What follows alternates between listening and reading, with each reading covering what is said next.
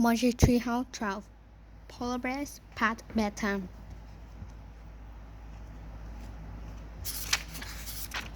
Chapter 1. Are you serious? Ooh, the strange sound came from outside the open window. Jack opened his eye in the dark. The sound came again. Ooh. Jack sat up and turned on his light. He put on his glasses. Then he grabbed the flashlight from his table and shone it out the window. A white snowy wind owl was sitting on a tree branch. Ooh, the owl said again. Its large yellow eyes looked right into Jack's. What does he want? Jack wondered. Is he a saint like the rabbit and the gazelle? A long-legged rabbit and a gazelle had led Jack and Annie to the magic treehouse for their last two adventures. Ooh, wait a second, Jack said to the owl. You'll get Annie. Jack's sister, Annie, always seemed to know what birds and animals were saying. Jack jumped out of the bed and hurried to Annie's room. She was sound asleep. Jack shook her and she stared. What? She said. Come to my room. Mr. Jack, I think Morgan sent another sign. In a split second, Annie was out of bed. She hurried with Jack to his room. Jack led her to the window. The snowy owl was still there. Ooh, said the owl. Then he raised his white wings and took off into the night. He wants us to go to the woods, said Annie. That's what I felt, said Jack. Meet you downstairs after we get dressed. No, he says go now. Right now, said Annie. We'll have to wear our pajamas. I have to put on my sneakers, said Jack. Okay, I'll put on mine too. Meet you downstairs, said Annie. Jack put on his sneakers. He threw his notebook into his backpack. Then he grabbed his flashlight and tiptoed downstairs. Annie was waiting at the front door. They silently slept outside together. The night air was warm. Moths danced around the porch light. I feel well, said Jack. I'm going back to put on some real clothes. You can't, said Annie. The owl said right now. She jumped off the porch and headed across the dark yard. Jack ran. How did Annie know exactly what the owl said? He wondered. Still, he didn't want to left behind, so he took off after her. The moon lit their ways as they ran down the street. When they entered the far corridors, Jack turned on his flashlight. The beam of the light showed shadows and swaying branches. Jack and Annie stepped between the trees. They stayed close together. Ooh, Jack jumped in fear. It's just the white owl, said Annie. He's somewhere nearby. The woods are creepy, said Jack. Yeah, said Annie. In the dark, it doesn't even feel like our woods. Suddenly, the owl flapped near them. Yikes, said Annie. Jack shone his flashlight on the white bird as it rose into the sky. The owl landed on a tree branch right next to the magic tree house. And there was Morgan Le Fay, the enchantress librarian. Her long white hair gleamed in the beam of Jack's flashlight. Hello, Morgan called softly in a smooth, soothing voice. Climb up. Jack used his flashlight to find the rope ladder.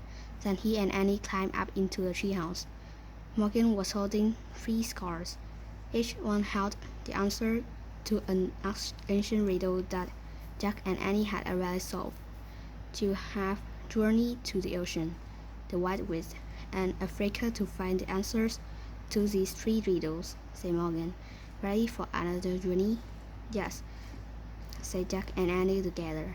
Morgan pulled the 4 scars from the folds of her robe. She handed it to Annie. After we solve this riddle, will we become master librarians? Asked Annie. And help you gather both through time and space, said Jack. Almost, said Morgan. Before Jack could ask what she meant, Morgan pulled a book and gave it to him. For your research, she said. Jack and Annie looked at the book's title, Adventure in the Arctic. Oh wow, the Arctic, said Annie. The Arctic, said Jack. He turned to Morgan. Are you serious? Indeed I am, she said. And you must hurry. I wish we could go there, said Annie, pointing at the cover. Wait a minute. We'll freeze to death, said Jack. Fear not, said Morgan. I am sending someone to meet you. The wine started to blow. Meet us. Who? Said Jack. Boo, said the snowy owl. Before Morgan could answer, the treehouse started to spin. It spun faster and faster. Then everything was still. Absolutely still. Chapter 2. The Howling. The air was crisp and cold. Jack and Annie shivered. They looked out the window at a dark gray sky. The treehouse was on the ground. There were no trees and no houses. Only an endless field of ice and snow. Morgan and the owl were gone. Read the riddle, said Annie, her teeth chattering. Jack unrolled the scar. He read. I cover was real, and had was true.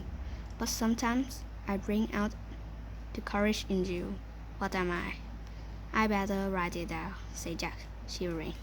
He pulled out his book and copied the riddle. Then he opened the book. He found a picture of a barren white field. He read aloud. The Arctic tundra is a treeless plain during the dark winter.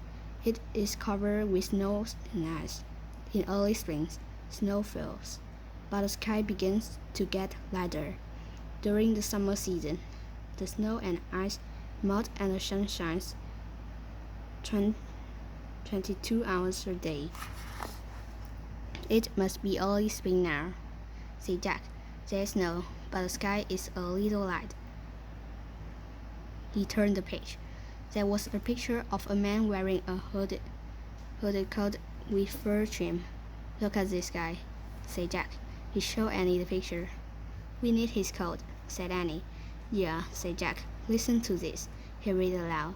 This seal hunter wears sealskin clothing to protect him from icy winds. Before modern times, native people of the Arctic lived by hunting seals, caribou, polar bears, and whales. Jack took out his notebook. He wrote, The Arctic. Seal hunters wear sealskin. He was too cold to write anymore. He clutched his pack against his chest and blew on his fingers. He wished he were back home in bed. Morgan said someone was coming to meet us, said Annie. If they don't come soon, we'll freeze to death, said Jack. It's getting darker and colder. Shh, listen, said Annie. A howling sound came from the distance. Then more howling sounds and more. What's that? Said Jack. They looked out the window. Snow was falling now. It was hard to see. The howling grew louder. It was mixed with jipping and jumping noise.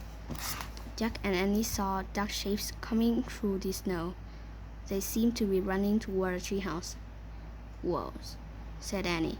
Great, that's all we need, said Jack. We're freezing, and now a pack of wolves is coming for us. Jack pulled Annie into a corner of the treehouse. They huddled close together. The howling got louder and louder. It sounded as if the wolves were circling the treehouse. They whined and jumped. Jack couldn't stand it any longer. He read the Arctic book. Maybe this can help us, he said. He researched for a picture of wolves. Oh, hi, Annie said. Jack looked up. He caught his breath. A man was looking through the treehouse window. His face was surrounded by fur. It was the seal hunter from the Arctic book.